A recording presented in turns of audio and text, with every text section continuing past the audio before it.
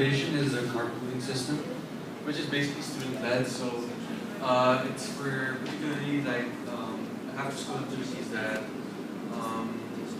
usually extend for a longer period of time, and expected like FNL or Ballot Badge,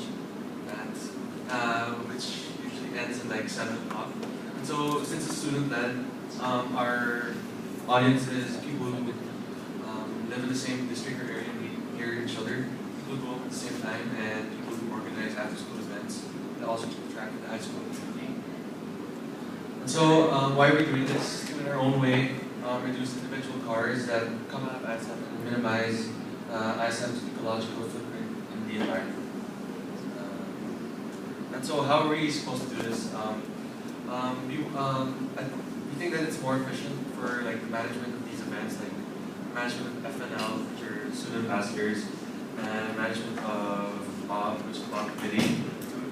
When they're announcing it in assembly, they make it a point to also say that there is this option available of carpooling systems after the event. And so, yeah. So how are we gonna do this? This should be announced in one of the assemblies before the big event. So we can also like this is where teachers can also organize the system as well. So this may be implemented. Another way we can do this is that this can be implemented as a home-based challenge, where the home-based will the most number of carpooling students will wins a box of.